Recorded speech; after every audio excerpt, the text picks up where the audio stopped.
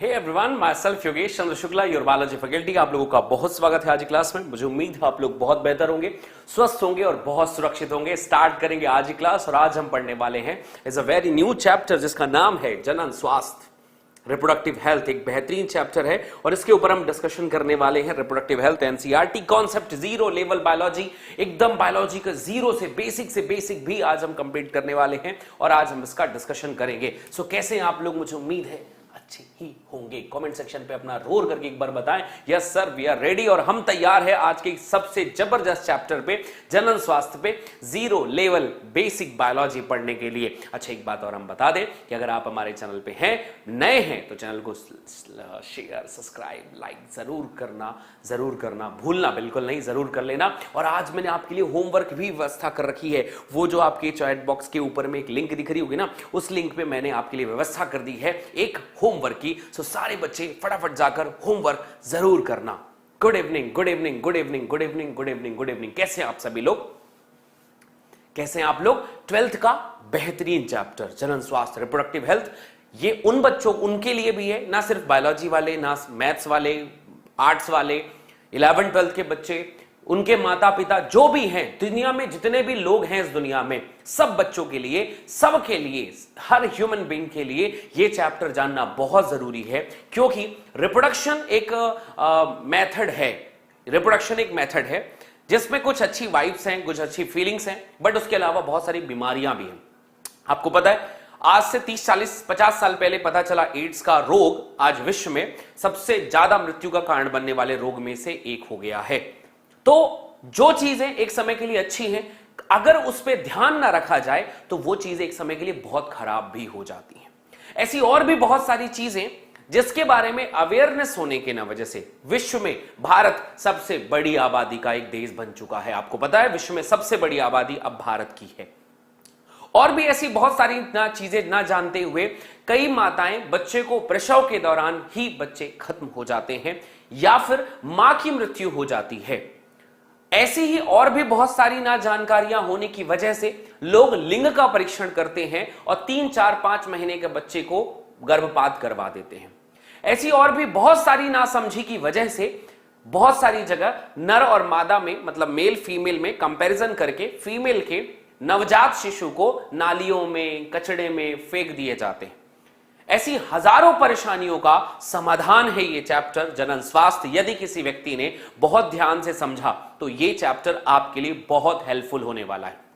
एक बात और मैं आपको बता दूं, आप आने वाले भारत का भविष्य है।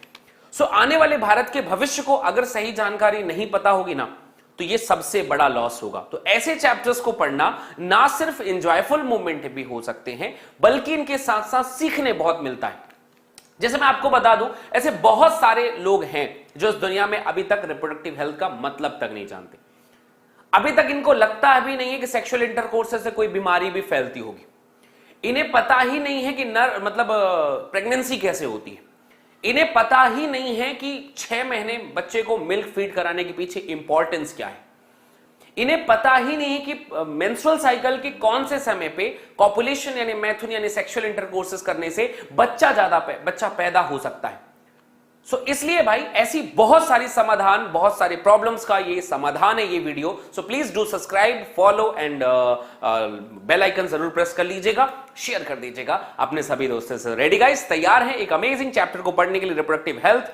चलिए जनाब, स्टार्ट करते हैं जनन स्वास्थ्य की सारी जानकारियां शुरू से लेकर लास्ट तक, एकदम जीरो लेवल से, जीरो से आपको हीरो तक की कहानी बनाते हैं। सारी चीज आपको बताएंगे कि यार आप जीरो से हीरो कैसे बन सकते हैं, सारी जानकारी आपको कैसे हो सकती है।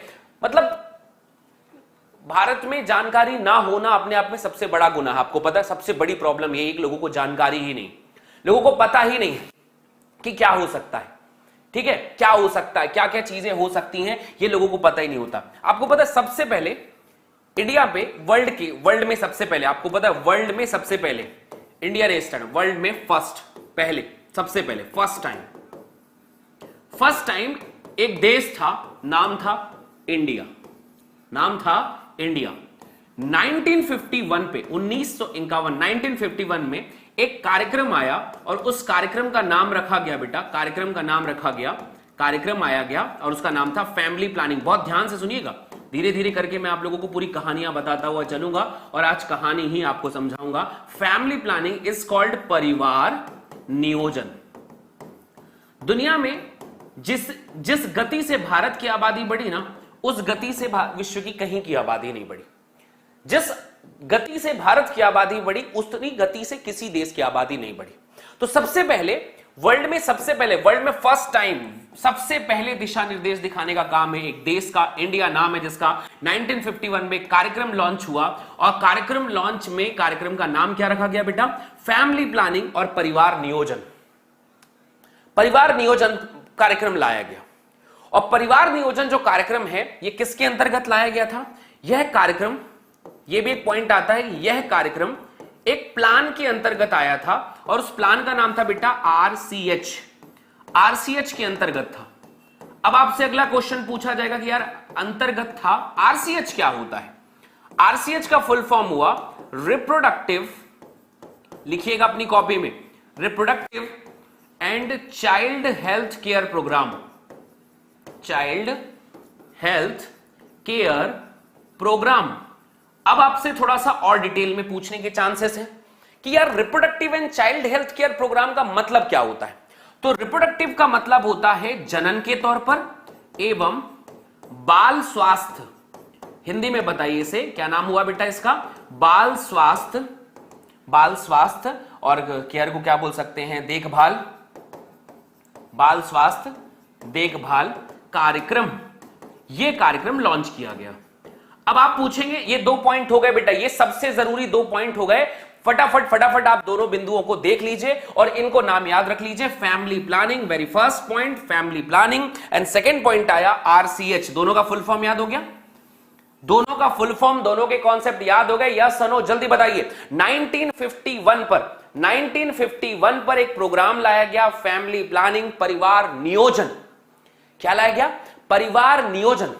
और दूसरा जिस कार्यक्रम के अंतर्गत उसे डाला गया था, उस कार्यक्रम का नाम था RCH, reproductive and child health care programme. अब सवाल यह है कि इसकी जरूरत क्यों पड़ी? इसके लॉन्च करने के पीछे उद्देश्य क्या था और यह क्यों आया? इसके पीछे रीजन क्या है? तो एक कहानी शुरू होती है। सबसे पहले WHO, वर्ल्ड के सबसे बड़े हेल्थ ऑर्गेनाइजेशन, जिसका नाम है वर्ल्ड हेल्थ ऑर्गेनाइजेशन। मैं अभी आपको समझाते जा रहा हूं, बस अभी चुपचाप लिखते चलिए 2-3 मिनट तक, फिर मैं आप लोगों को एक एक करके सारे कहानियां चिट्ठे खोलता हूं, इनके पीछे रीजन क्या है। सबसे पहले विश्व स्वास्थ्य संगठन। क्या नाम है इसका बेटा? विश्व स्वास्थ्य संगठन। एक संगठन है, स्वास्थ्य संगठन, जिसके बारे में इसके पास जिम्मेदारियां तो बहुत हैं पर काम बेचारा बहुत कम कर पाता है। विश्व के बहुत सारे देशों में इसका बड़ा दारोमदार है, विश्व को दिशा निर्देश देता है कि यार ऐसे स्वास्थ्य होता है, ये बीमारी फैल रही, इसका ट्रीटमेंट ऐसे होगा, वगैरह वगैरह। ऐसी बहुत सारी चीजें इस कार्यक्रम, इस संस्थान के अंतर्गत होती। चलिए अब शुरू करते हैं एक एक करके सब चिट्ठे को खोलने के लिए। लगभग भारत की आजादी हुई ही थी कि भारत एक बड़ी चीज को फेस कर रहा था। बड़ी चीज को फेस कर रहा था, इसका मतलब यह था कि उस समय भारत की आबादी लगभग 30 करोड़ से 35 करोड़ के आसपास में थी। सन 1951 के आसपास भारत की जनगणना हुई और पता चला कि भारत में लगभग 35 करोड़ आबादी आवास करती है। 35 करोड़, लेकिन वो धीरे धीरे आबादी बढ़ते क्रम में थी। उस समय हमने देखा कि बहुत सारी माताएं बच्चे को पैदा करते करते खत्म हो जा रही हैं। बहुत सारे बच्चे 1-2 साल की उम्र में आते आते कुपोषण से मर जा रहे हैं। बहुत सारे बच्चों को पोलियो, खसरा, रूबीज, रुबेला, ऐसी पोलियो और भी बहुत सारी नाम की बीमारियां होती जा रही हैं। हमने देखा कि मां जब गर्भवती है, जब वो एक फीमेल गर्भवती है, प्रेगनेंसी की कंडीशन पे है, तब फीमेल को सही तरीके से खाना ना मिलने की वजह से भी बहुत सारी फीमेल के एबॉर्शंस हो जा रहे हैं। उस समय फेस किया गया कि नर और मादा का अनुपात बहुत ज्यादा है। भारत में मादाओं की संख्या कम थी, मतलब लड़कियों की संख्या कम थी और लड़कों की संख्या उस समय ज्यादा थी। उस समय एक बात और फील की गई कि लोगों को लगातार सेक्सुअली रिप्रोडक्टिव जो ट्रैक्ट इंफेक्शंस हो रहे हैं, बीमारियां हो रही हैं, सिफिलिस, गोनोरिया, एड्स हालांकि उस समय था नहीं, लेकिन फिर भी ऐसी बहुत सारी प्रॉब्लम्स जो हैं वो लोगों तक हो रही थी। पता चला कि लोगों को कई बच्चे इसलिए हो जा रहे हैं क्योंकि लोगों को अवेयरनेस ही नहीं है। अवेयरनेस ही नहीं कि बच्चे पैदा करने से प्रॉब्लम क्या होती है। बच्चे के पैदा अगर 10 बच्चे पैदा हो गए तो दिक्कत क्या होगी। लड़के की ख्वाहिश में 8-8 9-9 लड़कियां, ये से बहुत सारी प्रॉब्लम्स आती थी। इन सभी प्रॉब्लम्स के सॉल्यूशंस के लिए अब पहली बार ऐड हुआ दुनिया में reproductive health. So very first time add किया WHO ने, जिसका मतलब बताया कि रिप्रोडक्टिव हेल्थ का मतलब क्या है। बताइए जनाब, जनन स्वास्थ्य का मतलब क्या होता है। तो फिर एक साइंटिस्ट ने बढ़िया डिटेल में एकदम कहानी निकाली और कहा यार कि देखो, तुम स्वस्थ किसे कहते हो, तुम स्वस्थ किसे कहते हो, जो व्यक्ति, जैसे मैं अभी मान लो एग्जांपल के लिए मैं तुम्हारे सामने खड़ा हूं, तो मैं बढ़िया हष्ट पुष्ट तुम्हें दिख रहा हूं, तुम कह दोगे स्वस्थ है, तुम कह दोगे स्वस्थ है। तो किन किन तौर पर स्वस्थ कहा सकता है। तो सबसे पहली बात आती है वह मनुष्य जो शारीरिक पहली बात हो गई, लेकिन उसके साथ साथ मानसिक, किसी का दिमाग भी सही होना चाहिए। अगर मैं थोड़ी सी बात में तुम्हें पकड़ के पीट दूं, कूट दूं अच्छे से, तो मेरा मानसिक संतुलन बिगड़ा हुआ है, मैं स्वस्थ नहीं हो सकता। मानसिक, इसके अलावा व्यवहारात्मक मतलब मेरा व्यवहार भी सही होना चाहिए तुम्हारे साथ में, इसको भी देखा जाएगा। व्यवहार के बाद एवं सामाजिक, अगला पार्ट आ गया सामाजिक, आप कितने अच्छे हो, समाज में भी आपकी एक सही दृष्टि होनी चाहिए। सामाजिक एवं जनन के सभी पहलुओं से संबंधित सभी पहलू। अब जनन के सभी पहलू जब तुमसे पूछ रहा है तो यह कह रहा है यार कि जनन सिर्फ मतलब इट्स नॉट अबाउट सेक्सुअल इंटरकोर्सेस, ये हमेशा सेक्सुअल इंटरकोर्सेस से मतलब नहीं है। इसका मतलब है कि जनन शुरू क्यों हुआ भाई। 17, 18, 19 साल के लोगों में जो हार्मोन बदल रहा है उसका मतलब बताओ। शरीर का अंग कैसे बिहेव करता है ये बताओ। लोगों को पेनिस एंड वेजाइना के बिहेवियर के बारे में पता चलना चाहिए, जिनके पास ये ऑर्गन्स हैं। लोगों को पता होना चाहिए कि व्हाट इज सेक्सुअल इंटरकोर्सेस, मैथुन किस प्रक्रिया का नाम है और ये क्यों किया जाता है, इसकी सही तरीके क्या है, इसका बुरा तरीका क्या है। अगर आप मैथुन के दौरान प्रेगनेंसी से बचना चाहते हैं तो क्या तरीका है, अगर आपको किस उम्र में मैथुन करना चाहिए, आपको उस बीमारी से कैसे बचना चाहिए, ये सब कुछ पता अगर हुआ तुम्हें तो सब जनन के सभी पहलुओं सहित वेल बीइंग होना चाहिए। वेल बीइंग का मतलब होता है अच्छा होना चाहिए। वेल बीइंग होना, अच्छा होना, ये पॉइंट आता है, अच्छा होना स्वस्थ व्यक्ति कहलाता है, स्वस्थ व्यक्ति कहलाएगा। सो वो स्वस्थ व्यक्ति कौन है, हेल्दी पर्सन। इस दुनिया में हेल्दी कौन है, तो इस परिभाषा के अनुसार हेल्दी कोई हो ही नहीं सकता। हेल्दी है कौन जी, हेल्दी कौन है, हेल्दी जो शारीरिक तौर पर अच्छा है, मानसिक तौर पर अच्छा है, व्यवहार के तौर में अच्छा है, सामाजिक तौर पर अच्छा है और जनन के सभी पहलुओं में भी अच्छा है। पहले ये ऐड नहीं था, ये वर्ड ऐड नहीं था। पहले लोगों को लगता था कि शारीरिक रूप से ठीक है कोई दिक्कत नहीं, मानसिक रूप से ठीक है कोई दिक्कत नहीं, व्यवहार ठीक है कोई दिक्कत नहीं, सामाजिक रूप से ठीक है कोई दिक्कत नहीं, पर जनन के सभी पहलुओं को ऐड नहीं किया गया था। अब जनन के सभी पहलुओं को भी ऐड किया गया और जब सबके तरीके से सही है तो उस व्यक्ति को हम स्वस्थ व्यक्ति कहेंगे। समझ रहे हो, अगर इनमें से कोई भी एक चीज ऊपर नीचे है तो व्यक्ति स्वस्थ नहीं गिना जाएगा। तो इस हिसाब से, इस परिभाषा के हिसाब से दुनिया का हर इंसान अनहेल्दी है। तुम बीमार, मैं बीमार, सब बीमार, दुनिया में सब बीमार है, कोई स्वस्थ नहीं है जी, कोई स्वस्थ है ही नहीं इस परिभाषा के अनुसार। तो इसलिए कहा जाता है physical, mental, behaviour, social and all aspects of sexually health, sexually reproductive health. इन सभी तौर पर अगर हम देखें तो अगर कोई व्यक्ति सही निर्णय ले रहा है, सही कार्य कर रहा है तो वो व्यक्ति स्वस्थ है, अदरवाइज स्वस्थ नहीं है। अब स्वस्थता नहीं है तो परेशानी क्या है, तो परेशानी ये है कि भाई वो नर और मादा में अंतर कर रहा है। उसमें परेशानी ये है कि लड़की जो होती हैं उनकी 16-12 साल में शादियां कर दी जा रही हैं। प्रॉब्लम यह है कि लड़का 18-19 साल का हुआ नहीं कि उसके 2-3 बच्चे हैं। प्रॉब्लम यह है कि लोगों को जाने अनजाने एड्स, सिफिलिस, गोनोरिया जैसी बीमारियां हो रही।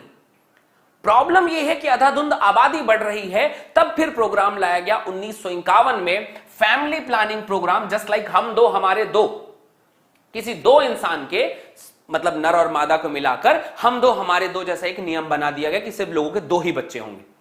फिर बनाया गया एक programme RCH, reproductive and child health care programme, और इस प्रोग्राम के अंदर बहुत बड़ा बड़ा नियम कानून डाला गया। अब सवाल आता है कि इस कानून में हम करेंगे क्या। भारत में आपको पता है ये कानून विश्व में सिर्फ भारत में लागू हुआ, और तब आबादी जो है 35 करोड़ थी। भारत में अकेले लागू हुआ, और भारत की आबादी जो है लगभग माना जा सकता है कि अभी 135 करोड़ के आसपास है। जिन देश में नियम नहीं लगा उस देश की आबादी कम बढ़ी। भारत में जहां नियम लगा दिया गया कि नहीं भाई फैमिली प्लानिंग है, लोगों को अवेयरनेस दी गई, लोगों को मतलब जागरूकता फैलाई गई, इस देश में भारत की आबादी 135 करोड़ हो गई। मात्र 75 सालों में आजादी के हम जो हैं अपनी आबादी के 4 गुना बढ़ चुके हैं। 35 था 135 करोड़ हो गए हैं। यह भारत देश की मतलब अब क्या ही बोल सकते हैं, ठीक है। मतलब इस देश में हमने बड़ा विकास किया, बड़ा विकास, इतना विकास किया, लोगों ने इतनी मेहनत की, विकास किया कि आबादी जो है वो 35 करोड़ से लेकर 135 करोड़ तक पहुंच गई है। फिर भी हमने प्लानिंग बनाना बिल्कुल नहीं छोड़ा। तो आइए उस प्लानिंग के बारे में जानते हैं जो ये बनाई गई थी। सोचो अगर ये प्लानिंग नहीं होता तो कितनी आबादी होती। सोचो अगर ये प्लानिंग नहीं होती तो कितनी आबादी होती। लोगों को अगर एड्स का डर नहीं होता तो कितनी आबादी होती। सोचो, सोच सकते हो, ठीक है। तो चलिए भाई यहां पर स्टार्ट करते हैं। What is reproductive health? Reproductive health क्या है? आइए एनसीईआरटी के बारे में जानते हैं कि एनसीईआरटी ने इसके बारे में क्या बताया हुआ है।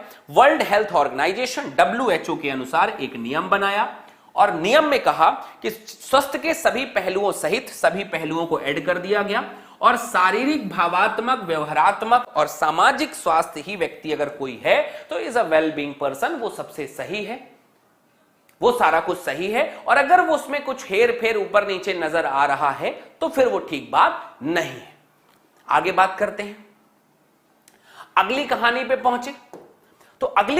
पहुंचे तो पता चला कि भाई reproductive and child health care programme जो था ये क्यों चलाया गया, इसके पीछे रीजन क्या था। तो आइए एनसीईआरटी के अकॉर्डिंग तुम्हें नियम बताते हैं कि एनसीईआरटी ने क्या चलाया था।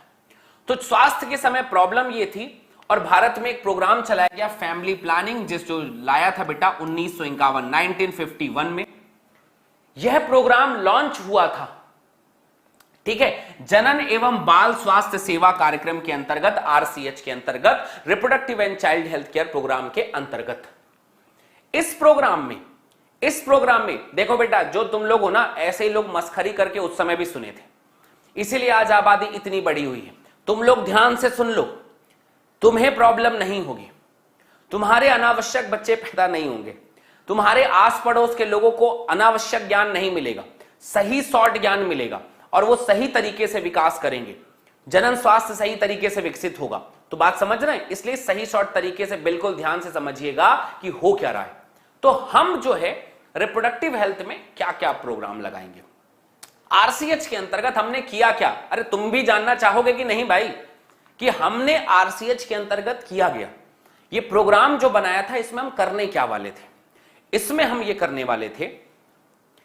ये वाले थे, किया क्या वो नहीं पता, लेकिन करने वाले थे कि कुछ सरकारी संस्थाओं को साथ में लेना था, कुछ एनजीओ, नॉन गवर्नमेंटल ऑर्गेनाइजेशन जो है उनको लेना था, कुछ वॉलंटियर्स को साथ में लेना था, और विश्व के एक बहुत बड़े भूभाग में लोगों को जागरूक करना था। कैसे जागरूक करते भाई? सवाल आया कि जागरूक करना तो है, कैसे? तो बोले कि कोई ना पोस्टर छपवाएगा। आपने वो मूवी देखी होगी ना, वो आई थी पंचायत, हम दो हमारे दो बच्चे मीठी खीर, उसके बाद बवासीर, बड़ा लफड़ा हो जाता है उस मूवी में। जस्ट लाइक दैट, उसी की तरह कुछ पोस्टर बनवाए जाएंगे, कुछ ऑडियो बनवाई जाएंगी। ऑडियो मतलब समझते ना, पहले के जमाने पे जब मूवीज नहीं हुआ करती थी, जब टेलीविजन नहीं हुआ करता था, तो लोग रिकॉर्ड कर दिए गए थे, ठीक है, रिकॉर्ड कर दिए। जैसे आज भी कई जगह मार्केट पे जाओगे ना, तो लोग चिल्ला चिल्ला कर वोट मांगते हैं, या लोग चिल्ला चिल्ला कर जैसे अपना प्रचार करते हैं, वैसी ऑडियो भी बनाई गई। सब जस्ट लाइक वैसे ही कुछ वीडियो भी बनाई गई। तो लोगों तक पहुंचने के लिए ऑडियो, वीडियो, पोस्टर, लिखावट, टेलीविजन, जिस जिस माध्यम से लोग पहुंच सकते थे, उस माध्यम से लोगों तक पहुंचने का ऑप्शन बनाया गया। बहुत बढ़िया। किनको बताना है ये बात? ये बताना है उन लोगों को जो जनन सक्षम है। एक 5 साल के बच्चे को जाकर जनन के बारे में बताओगे, नहीं समझ में आएगा। एक 70-80 साल के बुजुर्ग व्यक्ति को जाकर ये बात बताओगे, नहीं समझ में आएगा। समझ आएगा उनको जो जनन सक्षम है। जनन सक्षम कौन? मतलब वही 17-18 साल से लेकर 50-55 साल की उम्र वाले युवा लोग। इन युवा लोगों को जाके समझाओ कि यार जनन ये है, इससे ये प्रॉब्लम होती है, इससे ऐसा ट्रीटमेंट। उनको समझाना है भाई। ऑडियंस भी तो सेट करनी पड़ेगी ना भाई कि मुझे ये बात इस आदमी को ज्ञान देनी है, ठीक है, उनको देना है। अब ज्ञान किस बारे में देना है? सबसे पहली बात तो जनन के बारे में बताना है, फिर जनन से बीमारी, एड्स, गोनोरिया, सिफिलिस, ये वो, हेपेटाइटिस बी, इनके बारे में बताना है। अच्छा, ये भी बताना है कि एड्स में आदमी मर जाता है, ये भी बताना है हेपेटाइटिस ठीक नहीं होता, गोनोरिया में लाल लाल चकते बन जाते हैं, बहुत भयावह बीमारी। लोगों को बताना है, लोगों को बताना है कि जाकर कितनी प्रॉब्लम। अच्छा, आप लोगों को यह पता होगा कि सेक्सुअलिटी से रिलेटेड प्रॉब्लम को विश्व भारत में गुप्त रोग कहा जाता है। लोग बताने में शर्माते हैं, उसके चक्कर में बाबा हकीम लोगों से इतनी दवाइयां खाते हैं कि वो दोबारा सेक्सुअलिटी के कगार पर भी नहीं पहुंच पाते। इस विषय में और भी बहुत सारी प्रॉब्लम। किसी को इरेक्टाइल डिसफंक्शन, मतलब किसी के लिए सेक्सुअल इंटरकोर्सेस करना ही प्रॉब्लमेटिक है। किसी के लिए बचपन में की गई गलती, बहुत सारे मस्टरबेशन संबंधित प्रॉब्लम्स को लेकर भविष्य में होने वाली प्रॉब्लम से दिक्कत है। किसी को सही उम्र में मस्टरबेशन का मतलब ही नहीं पता, किसी को उसका गलत यूज ही सिखाया गया है, किसी को कुछ बताया ही नहीं गया है, किसी को उसके दोस्त ने जबरदस्ती कान भर भर के कुछ बेमतलब के ज्ञान दे रखे। ऐसे लोगों को सही सही शॉर्ट नॉलेज जाकर देना है कि यार ये खराबी है, ये अच्छाई है, ये बुरा है, इससे तुम जिंदगी बर्बाद हो जाएगी, इससे ऐसा होगा, इससे वैसा होगा, जाकर बताना पड़ेगा। बाय द वे, मान लो उसे वो एक उम्र हो गई, समझदार हो गया, तो फिर उसे जाकर बताना है कि जनाब अब ये तुम्हारी उम्र शादी की हुई है, 12-15 साल शादी की उम्र नहीं होती, शादी की उम्र 21-28, 21 तक तो कम से कम जाओ यार, लड़के हो तो, और लड़की हो तो 18 साल की उम्र में शादी करने का है। फिर बताना है कि अगर 18 साल की उम्र में शादी हो गई तो तुरंत बच्चा नहीं पैदा करना होता भाई। एकमात्र उद्देश्य नहीं है जीवन का, विवाह का एकमात्र उद्देश्य नहीं है कि बच्चा बस पैदा करना है। दूसरी बात, एक अगर हो गया तो दूसरे बच्चे में कम से कम 3-4 साल का गैप लो, ताकि मादा को भी, जो महिला है उसको भी रिकवर करने का समय मिले। बैक टू बैक मशीन थोड़ी है बच्चे पैदा करे जा रहे हो, यह प्रॉब्लम है। दूसरा, हर सेक्सुअल इंटरकोर्सेस अगर प्रेगनेंसी में कन्वर्ट होगा तो ऐसे तो तुम जीवन भर में 10-12 बच्चे पैदा कर दोगे। तो हर मैथुन प्रेगनेंसी में कन्वर्ट ना हो, इसका भी ज्ञान देना बहुत जरूरी है, नर और मादा दोनों को। अब अगर मान लो ये सब चीज थोड़ा बहुत बता दिए, तो फिर ये बताना है कि गर्भ निरोधक तकनीक क्या है। गर्भ निरोधक तकनीक क्या है, मतलब कैसे कॉन्डम कैसे यूज किया जा सकता है, माला डी क्या होती है, माला एन क्या है, कॉपर टी क्या है, ठीक है, मल्टीलोड 375 क्या है, LNG 20 क्या है, नसबंदी क्या चीज होती है, यह भी बताना बहुत जरूरी था। और जब ये सब पता चल जाए तो फिर प्रेगनेंसी के बारे में, यार 9 महीने प्रेग्नेंट रहना फीमेल का, यह भी बहुत बड़ी जिम्मेदारी है। माता को सही तरीके का फूड मिलना चाहिए, फिर प्रसव के दौरान उसे हॉस्पिटल ही लेकर जाओ, अदरवाइज मादा जो है वो घर में करोगे तो एक्सेसिव ब्लीडिंग की वजह से फीमेल मर भी सकती है।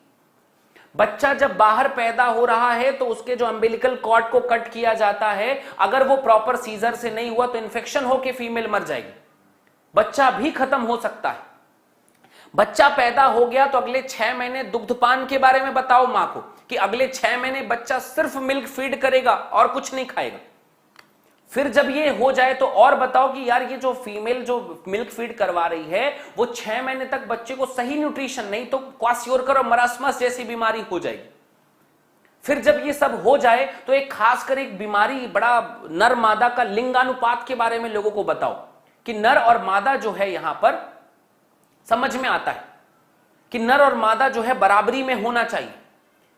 फिर चौथा पॉइंट आता है कि ठीक है भाई, नर और मादा सब बराबरी में होंगे, ये बात भी सही मान लिया, ठीक है। तो अगले पॉइंट पे जब अपन एंटर करेंगे तो ये भी समझ में आता है कि ठीक है यार, अब बीमारी हो गई तो बचें कैसे।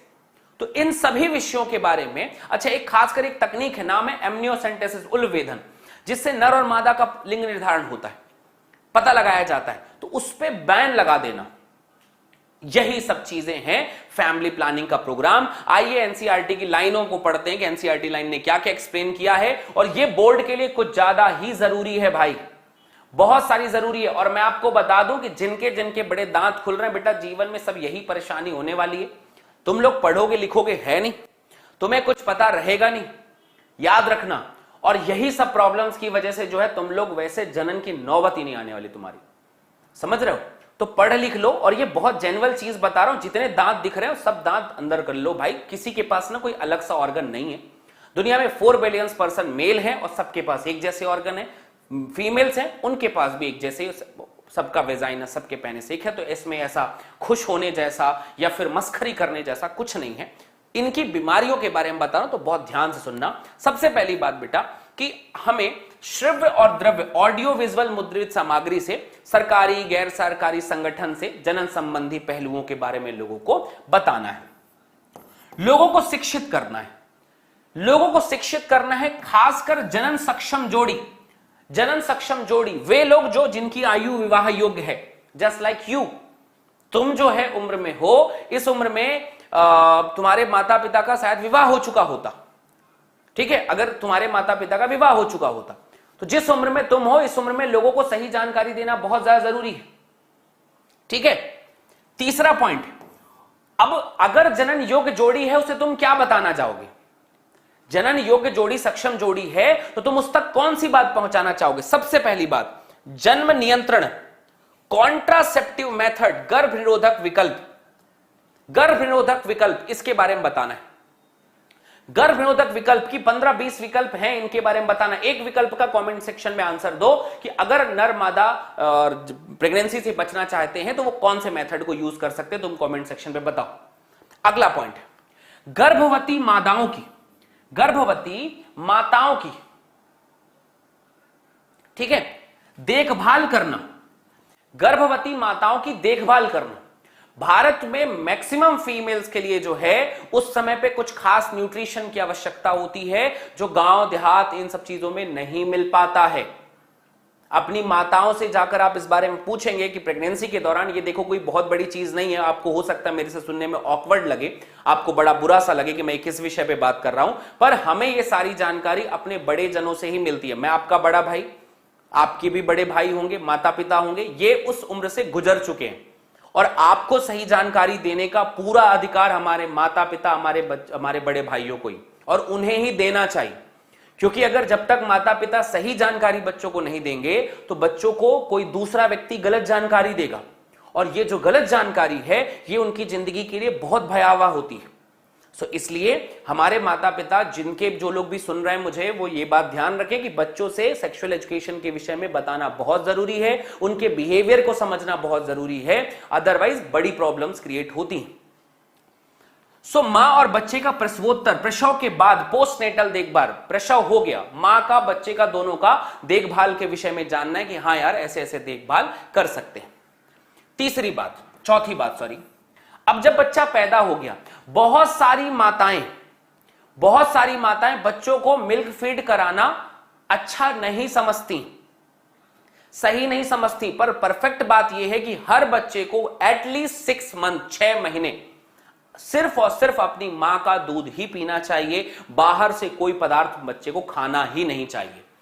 स्तनपान के महत्व के बारे में बताओ। आपको पता है मां के दूध पीने की क्या क्षमता है? मां का दूध अगर एक बच्चे ने सही तरीके से मिल लिया, उसे बहुत सारे रोगों से क्षमता मिलती है, बहुत सारे प्रकार की इम्यूनिटी मिलती है, न्यूट्रिशन मिलता है, एंड लॉट ऑफ थिंग्स, बहुत सारी चीजें जो हैं जो उसका मूल्य ही नहीं है, इतना कुछ मां के दूध से मिलता है।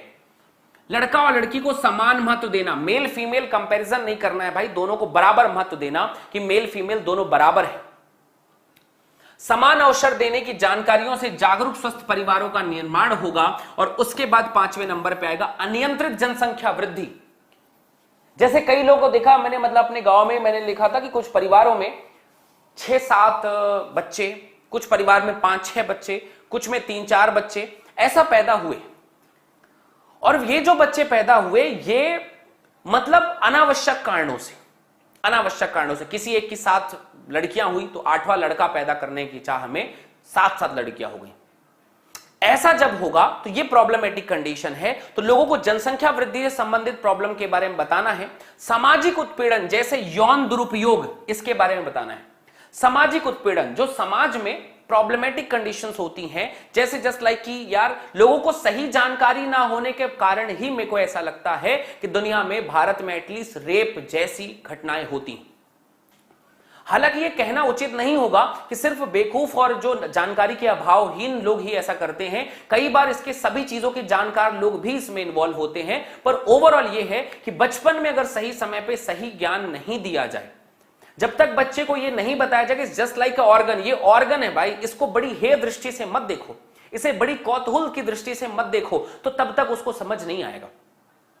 इसलिए माता पिता को, परवरिश देने वाले को यह बहुत सिखाना चाहिए कि बच्चे को यह पता चल जाए कि ये फीमेल है, ये मेल है। फीमेल की तरफ में अट्रैक्शन होना लाजमी है, पर उनके सभी अंगों की तरफ कौतूहल से देखना या फिर अपने दिमाग में हमेशा उसके लिए ख्याली पुलाव पकाना, ये एक बेवकूफी भरी कल्पना है। तो ये जो चीज है, ये कारण बनता है रेप जैसी, बलात्कार जैसी घटनाओं का। भारत जैसे देश में ना सिर्फ बलात्कार बल्कि बहुत सारे मेल से मेल में होने वाले दुष्कर्म, इवन जानवरों से होने वाले दुष्कर्म के भी बहुत सारे मतलब उदाहरण देखने को मिलते हैं। इसके पीछे रीजन ही यही है कि लोगों को सेक्सुअलिटी का प्रॉपर नॉलेज है ही नहीं, लोगों को पता ही नहीं है कि सेक्सुअलिटी है क्या, लोगों को प्रॉपर जानकारी है ही नहीं। तो यह प्रॉब्लम होती है। यौन संबंधी अपराध, अब ऐसी बहुत सारे अपराध हैं, जैसे आप लोगों ने कई जगह सुना होगा कि भारत में 60% जो चिल्ड्रंस हैं, बच्चे हैं, वो अपनी एज में आने से पहले ही किसी न किसी यौन दुष्कर्म के शिकार हो चुके होते हैं। चाहे वो लड़का हो चाहे वो लड़की हो, उनके साथ जीवन के कभी न कभी किसी न किसी घटनाओं पे किसी ने यौन दुर्व्यवहार किया ही होता है। यह भारत का टैक्टिस्ट है, भारत का एक पैमाना है। तो इस, अगर आप टैक्टिस में जाएंगे, इस मटेरियल पे आप जाएंगे, इस आप पूरी उसकी कहानी को समझेंगे, तो आप समझ पाएंगे कि भारत में ये जो नॉलेज है कितना कम है लोगों के पास में। बच्चों के साथ दुर्व्यवहार बहुत ज्यादा है, और इसका रीजन कभी कभी मैं सुनता हूं तो मेरी रूह कांप जाती है कि कैसे कोई इंसान 3 साल की बच्ची, 4 साल का लड़का, 5 साल की बच्चियों के साथ भी रेप करने को देख सकते हैं, सोच सकते हैं। तो ये जो सारी कल्पनाएं हैं, ये जो सारी घटनाएं हैं, ये जानकारी के अभाव की वजह से ही, या फिर सही जानकारी का ना होना, या लोगों को ये बताना कि यार ये कुछ ना अलग है, ये कुछ अलग है। लड़का पैदा, मतलब लड़का 8-9 साल का होता नहीं, हम भी उसी एज से गुजरे, हमने भी बड़े क्लोज से ये चीजें देखी हैं कि जिस उम्र में आते हैं आपके मित्र, दोस्त, यार, टेलीविजन, मोबाइल फोन्स वगैरह जो है ना, आपकी तरफ एक नॉलेज का भंडार लेकर आते हैं, और वो सारे नॉलेज जो है पूरे वेस्टफुल नॉलेज होते हैं, जो आपको सिर्फ एक गलत दिशा की तरफ में लेकर जाते हैं। तो मेरा पर्सनल सजेशन है कि अगर एक भाई, एक बड़ी बहन या माँ या पिताजी अगर इस विषय पे बात करेंगे, बच्चे को समझाएंगे, तो इनिशियली वो एजुकेशन ज्यादा अच्छे तरीके से दिमाग में बैठा रहेगा। जागरूकता पैदा करने की आवश्यकता होती है, और यह आवश्यकता लोगों को आरसीएच के अंतर्गत प्लानिंग बनाई गई थी कि हम लोगों को पहुंचाते हैं। आगे बात करते हैं। इसके बाद अगर 6 नंबर पे पॉइंट बताएं तो और भी बहुत सारी प्रॉब्लम है। जनन संबंधी समस्या जैसे सगर्भता, प्रेगनेंसी। जैसे आपको पता होगा कि प्रेगनेंसी के दौरान आज से 5-6 साल पहले महिला प्रेग्नेंट हो गई, वो उसके बाद घर पे ही रहेगी, इधर उधर नहीं जाएगी, ऐसा नहीं करेगी, वैसा नहीं करेगी, ये सब देखा जाता था। पर फीमेल को फॉलिक एसिड की टैबलेट की जरूरत है, फीमेल के शरीर में पानी की कमी हो रही है, फीमेल के शरीर में और भी कैल्शियम की जरूरत है, और भी हार्मोन्स की नीड है, ये पता ही नहीं चल पाता था, और इस एवज में कई फीमेल की डेथ हो जाती थी। सो प्रेगनेंसी के दौरान सही नॉलेज होना बहुत जरूरी है।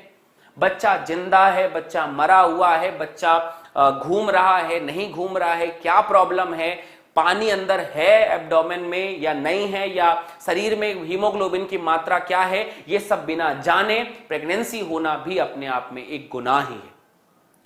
प्रसव के बारे में पता होना चाहिए। पार्चुरेशन, किस मंथ में बच्चा पैदा होगा, बच्चा पैदा होगा तो कौन कौन से नियम कानून किए जाएंगे। अब एक जस्ट लाइक एग्जांपल सोच के देखो कि एक फीमेल अपने घर में प्रसव करती होगी, बच्चे को जन्म देती होगी एक फीमेल।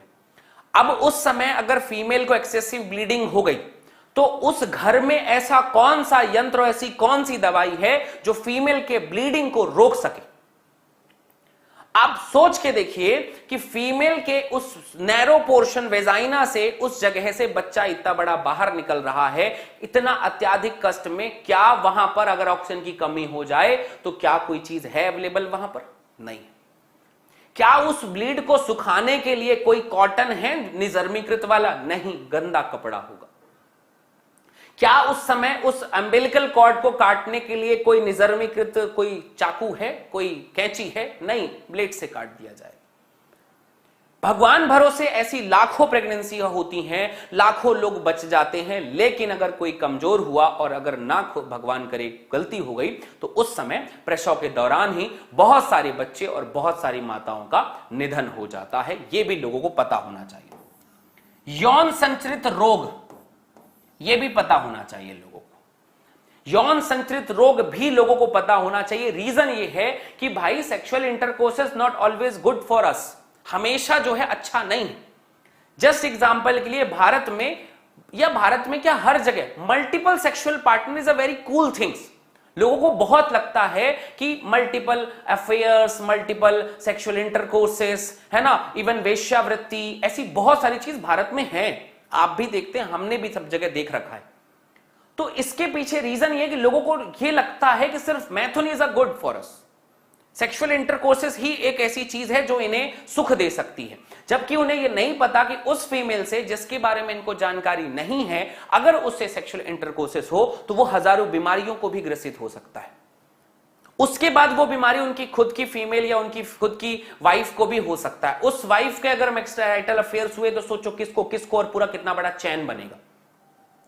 तो सोच सकते हैं ये ऐसी बीमारियां जो हैं लोगों को फैलती हैं। तो ये जो मल्टीपल सेक्सुअल पार्टनर्स हैं, इनके बारे में लोगों को सिर्फ अच्छा ही फील होता है, लोगों को लगता है कि सब कुछ सही है। पर जिस फीमेल के बारे में आपको नहीं पता, जिस मेल के बारे में आपको नहीं पता, उनसे सेक्सुअल इंटरकोर्सेस करना आपके लिए मृत्यु का कारण बनता है। जस्ट एग्जांपल बताता हूं। ऐसे बहुत सारे जर्नल, न्यूज़पेपर बहुत सारे पढ़े हुए हैं कि भारत के कुछ ऐसे शहरों पे ऐसा कभी होता है कि वहां पर कुछ लोगों को मान लो एड्स हो गया, गलती से किसी कारण से एड्स हो गया, तो वो लोग उस बीमारी को वो कुंठाओं से भर जाते हैं। उनको लगता है कि ये बीमारी सबको फैलनी चाहिए, तो वो फिर किसी भी जगह पे जाकर लोगों को ओपन एक्सपोजर करते हैं कि आइए हमारे साथ सेक्सुअल इंटरकोर्सेस कर लीजिए। आप भाववश वहां पर जाकर आपने उनसे कर लिया और उसके बाद आपको एड्स और ऐसी संबंधित बहुत सारी बीमारियां आपको फ्री फोकट में मिल गई। ऐसी बहुत सारी कहानियां मिलती थी कि थिएटर्स में कई लोग एड्स के पेशेंट अपने शरीर में सिरिंज लगाकर रख देते थे। वो सिरिंज जाकर किसी जो आदमी वहां पर बैठा उसको लग गया और बाहर लोग उसका इंतजार कर रहे हैं, वेलकम टू एड्स फैमिली। ऐसी बहुत सारी कहानियां हम अपने समय पे लोगों को बताते थे, समझाते थे। ये एक बहुत बड़ा प्रॉब्लमेटिक कंडीशन था। इसलिए जिस मेल फीमेल को कंडीशंस अवेलेबली नहीं जानते हैं, अच्छे तरीके से नहीं पता है कि उन्हें कौन सा रोग है वगैरह वगैरह, उनके साथ सेक्सुअल इंटरकोर्सेस करना मौत को गले लगाने से कम बिल्कुल नहीं है। ये जानकारी भी हमें इनसे मिलती है। गर्भपात के बारे में, अबॉर्शंस के बारे में जानकारी होनी चाहिए कि अबॉर्शंस कब तक करवा सकते हैं, कब तक सेफ होता है, कब करवाना चाहिए और एबॉर्शंस कब नहीं करवाना चाहिए। ऐसी बहुत सारी जानकारी जो है, ये पॉइंट याद रखना, ये गर्भपात के बारे में पता होना चाहिए। गर्भ निरोधक के बारे में पता होना चाहिए, कॉन्ट्रासेप्टिव मेथड्स के बारे में पता होना चाहिए कि वो कौन कौन से अलग अलग मेथड हैं जिसको यूज करके प्रेगनेंसी से बचा जा सकता है। सबसे बड़ी बात, माहवारी संबंधी बीमारियां, माहवारी, मेंस्ट्रुअल साइकिल, आज भी मेल्स के लिए यह शब्द सुनते ही शर्म, हया फीमेल के लिए प्रतीक है। अगर फीमेल को हो है तो यह मेल को खबर नहीं होनी चाहिए। आज भी सैनिटरी पैड्स कागज में लपेट के लोगों को दिए जाते हैं। यार ऐसा क्या है उसमें जो एक्सपोजेबल नहीं? फीमेल्स की बॉडी में एक कस्ट है और वो उस मेल को नहीं पता होगा। अगर आप में से बहुत सारे ऐसे मेल होंगे जिन्हें अभी भी मेंस्ट्रुअल साइकिल का प्रॉपर वे, पूरा तरीका नहीं पता होगा। इनके लिए मेंस्ट्रुअल साइकिल आज भी कौतूहल का विषय होगा। रीजन ये है कि इनको पता तक नहीं है कि इनके साथ में रहने वाली फीमेल्स को हर महीने ये कष्ट भी झेलना पड़ता है। अगर पता होगा, आदमी नॉर्मल ट्रीट करेगा, नॉर्मल बिहेव करेगा, तो उसका एक अलग इंपैक्ट पड़ता है। पर उसे नहीं पता है तो वो उसके कुछ भी ख्याल बनाता रहता है। सही जानकारी होना बहुत जरूरी है।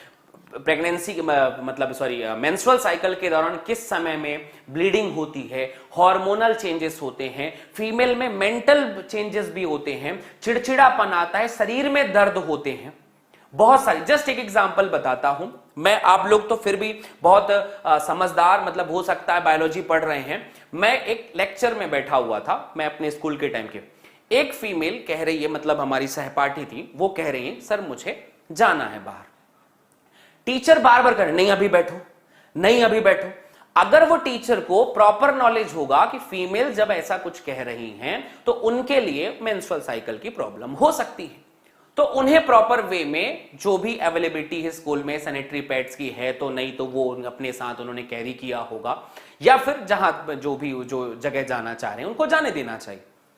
अगर किसी मेल को यह जानकारी नहीं है कि मेंस्ट्रुअल साइकिल जैसी चीज क्या है, तो वो क्या बिहेव करेगा, क्या सपोर्ट करेगा किसी फीमेल का, तो ऐसी बहुत सारी प्रॉब्लम जो है क्रिएट होती हैं, लोगों को पता होना चाहिए। बंधता के बारे में, बांझपन, हमेशा इसका दोष जो है वो फीमेल को दिया जाता है कि बांझ फीमेल जो हो रही हैं वो फीमेल की वजह से है। मेल में भी स्पर्म की काउंट कम हो जाती है, ठीक है, काउंट करवाने में कम हुए, तो इसलिए याद रखने का है भाई, बांधता, बांझपन जो है वो भी एक तरीका है। लोगों को इसके बारे में भी जानकारी होनी चाहिए कि ये ट्रीटमेंट योग्य है, लोगों को इसे ठीक किया जा सकता है, ठीक है। तो इस तरीके से यहां पर पॉइंट बनती हैं, चीजें यहां पर इंपॉर्टेंट होती हैं, आपको इस हिसाब से चीजें पता होनी चाहिए, ठीक है।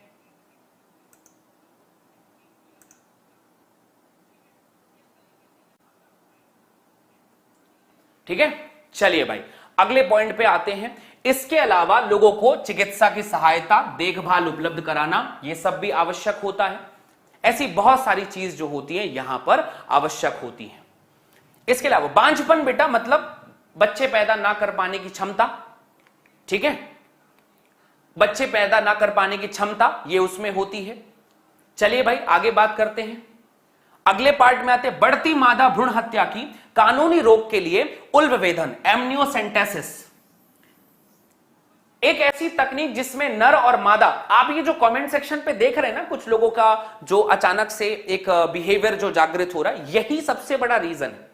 दैट्स वाई मैं एकदम ओपन होकर आप लोगों को सारी चीजें पढ़ाओ, समझा रहा हूं, इस सिलेबस का पार्ट है हालांकि, लेकिन मैं लोगों को कह रहा हूं कि पॉइंट ये होता है कि अब इन लोगों को क्या कहा जाए, हैं सारे बच्चे, लेकिन इनके दिमाग में सोचो कितनी ख्याली पुलाव पके हुए हैं कि इन्हें हमेशा कुछ भी कुछ नजर आता है, इन्हें कुछ भी कुछ नजर आता है, इन्हें हमेशा एक बॉडी ऑर्गन्स में कुछ अलग ही चीज नजर आती है। और यह सबसे बड़ा रीजन है भारत में या विश्व में मेल फीमेल के डिस्क्रिमिनेशन का, रेप होने का। ऐसे ही घटिया लोग जो दुनिया में सोचते हैं हर एक चीज में, मैं यहां पे नॉलेज बांट रहा हूं, मैं यहां पर आपको नॉलेज दे रहा हूं, एक नॉलेज जो एक अच्छे स्वस्थ समाज का निर्माण करेगा। एक स्वस्थ, आपको जब एडल्ट में कन्वर्ट होंगे, आज जो आप टीन एज में हैं, जब आप एडल्ट्री स्टेज में जाएंगे तो एक अच्छे इंसान का निर्माण करेगा आपके। और आप में से बहुत सारे लोग इसको एक्सेप्ट भी कर रहे होंगे, मैं बिल्कुल एक्सेप्टेबल है ये बात, लेकिन बहुत सारे लोग जो हैं अपने तरीके की बात करते हैं, और वो ही बदलना मेरा मकसद है कि लोगों के दिमाग में सही चीजें जाएं। एटलीस्ट जो लोग सुन रहे हैं वो लोग तो सही दिमाग को समझें कि सही पॉइंट क्या है, इसके बारे में हमें क्या जानते हैं। चलिए भाई, तो एमनियोसेंटेसिस की जानकारी, उसी तरह मैसिव चाइल्ड इम्यूनाइजेशन, एमएमआर, आपको पता है पहले बच्चे पैदा होंगे, रुबेला, खसरा, ऐसी बहुत सारी बीमारियां, पोलियो बच्चों को घेर लेती थी। अब बच्चा पैदा होता है और बच्चा पैदा होते ही गवर्नमेंट उसके लिए पोलियो, खसरा, रुबेला, बीसीजी, ऐसे हजारों टीके जो है, मतलब लगभग हजारों तो नहीं कहना चाहिए, मतलब फिर भी टोटल 20-25 टीके जो हैं बच्चे को लगते हैं। और ये टीके लगते हैं, ये बच्चे के लिए बहुत आवश्यक होते हैं। ये भी लोगों को बताना कि यार तुम्हारा बच्चा पैदा होगा, लोगों को टीके लगवाओ, नहीं तो भविष्य में तुम्हें और भी परेशानियां हो सकती हैं। ठीक है, यहां पर सिर्फ मैथुन नहीं है बेटा, मैथुन से पहले हजारों परेशानियां, मैथुन के बाद की हजारों परेशानियों पे बात करने वाले विज्ञान का नाम है जनन स्वास्थ्य। अगर आपके दिमाग में अभी भी कुछ भर रहा है, समझ में आ रहा है, तो आप इसे बहुत सीरियस वे में ही पढ़ेंगे, क्योंकि ये नॉलेज आपके लिए बहुत ज्यादा जरूरी है। ठीक है, तो ये याद रखना भाई, कुछ महत्वपूर्ण कार्यक्रमों को भी शामिल किया गया है। और दैट्स ऑल, ये पॉइंट आज का हमारा कंप्लीट हुआ। आज के ऊपर के होमवर्क में आप लिखेंगे। नेक्स्ट क्लास में मैं आपको सेक्सुअल एजुकेशन, कॉन्ट्रासेप्टिव मेथड्स वगैरह वगैरह सारी चीज आपको मैं बताऊंगा कि कैसे जरूरी है। जैसे आपको देख ही रहे हैं भाई, लोगों को विद्यालय में यौन संचरित लोगों को पढ़ाई के बारे में बढ़ावा देना। ठीक है, मतलब लोगों को बताना। ये सारे बच्चे अगर मेरी ऑफलाइन क्लास में होते ना अभी, तो इनके मुंह से अगर हंसी निकल जाती ना तो मैं कान फोड़ देता इनके, समझ रहे हो ना।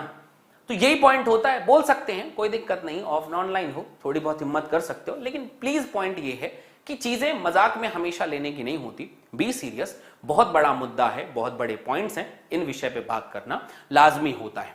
विद्यालय में यौन संचरित रोगों के बारे में सबको बारे में बताना, जनन अंग के बारे में बताओ, किशोरावस्था के बारे में बताओ कि यार 17-18 साल की उम्र में तुम्हारे दिमाग में इतनी सारी चीजें आना लाजमी है, इज अ हार्मोनल चेंज। नर को मादा की तरफ में, मादा को नर की तरफ में अट्रैक्शन होना बहुत लाजमी है, इज अ हार्मोनल चेंज। पर इस हार्मोन का कंट्रोल सिर्फ सेक्सुअल इंटरकोर्सेस के लिए नहीं है, ये उम्र है बढ़ने की, ये उम्र है गढ़ने की, ये उम्र तुम्हें ये जो इतनी उत्तेजना दी गई है ना, सिर्फ इंटरकोर्सेस के लिए नहीं दी गई है, दुनिया को बदलने के लिए दी गई है। इस उम्र में तुमने अपने उत्तेजना को कंट्रोल कर लिया ना, तो ये तुम्हारी दुनिया का सबसे बेहतरीन इंसान बनाकर छोड़ेगा। ये जो अग्रेसिवनेस है, ये जो बिहेवियर है, इसे तुम सही पाथ में, सही डायरेक्शन पे लेकर जाओगे तो तुम्हारी दुनिया बदल जाएगी, तुम्हारी दुनिया बदल जाएगी। तो इसलिए बी सीरियस। ठीक है, मतलब टीन एज के बारे में बताना, उससे संबंधित परिवर्तन के बारे में कि 17-18 साल में मेल में ये परिवर्तन आते हैं, फीमेल में ऐसे परिवर्तन आते हैं, बियर्ड्स आने लग जाती, फीमेल की आवाज सुरीली, नर की आवाज भारी, मेल का शरीर मस्कुलिन, बॉडी पे हेयर्स आने लग जाएंगे, फीमेल की बॉडी भी मस्कुलिन होगी पर थाइज वगैरह जो है वो वाइडर हो जाएंगे, ब्रेस्ट साइज बढ़ जाएगा। ये सारी चीजें फीमेल में चेंज आते हैं। ठीक है, इसके अलावा स्वच्छ यौन क्रियाओं के बारे में लोगों को बताना कि यार मतलब एग्जैक्ट बिहेवियर क्या हो सकता है सेक्सुअल इंटरकोर्सेस का, वो भी लोगों को बताना। यौन संचित रोगों के बारे में, एड्स के बारे में बताना। विशेष वर्ग जनन कौन कर सकता है, किसके लिए कैपेबिलिटीज अच्छी हैं, ये सारी चीज भी बताना। और ये सारा चीज जो है आरसीएच के अंतर्गत था। मुझे उम्मीद है आरसीएच ने आपको समझाने का जिम्मा मुझे दिया था। होप सो आप लोगों को ये बहुत क्लियर समझ में आया होगा कि आरसीएच ने मुझे कहा कि एटलीस्ट सर आप अपने बच्चों को क्लियर कट समझाना, बिल्कुल हाया भाव के साथ नहीं कि बच्चों को स्किप लगे, हर एक चीज मैंने आप लोगों को बताई है। होप सो आप इस चीज को बहुत पॉजिटिव वे में लेंगे और इन सारी जानकारियों का उपयोग अपने दोस्तों और बहुत सारी दोस्तों की जिंदगियों में एक अच्छा निर्णय लेने में मदद करेंगे। थैंक यू सो मच, अपना बहुत ध्यान रखें। कल की क्लास में अपन नेक्स्ट आगे फिर जनसंख्या वृद्धि, कॉन्ट्रासेप्टिव मेथड्स एंड बहुत सारी चीजों के बारे में हम बात करेंगे। ऊपर लिखा हुआ जो होमवर्क है वो जरूर करें। वीडियो पसंद आई हो तो लाइक करें, शेयर करें, सब्सक्राइब करें। मिलते हैं नेक्स्ट क्लास में। Thank you.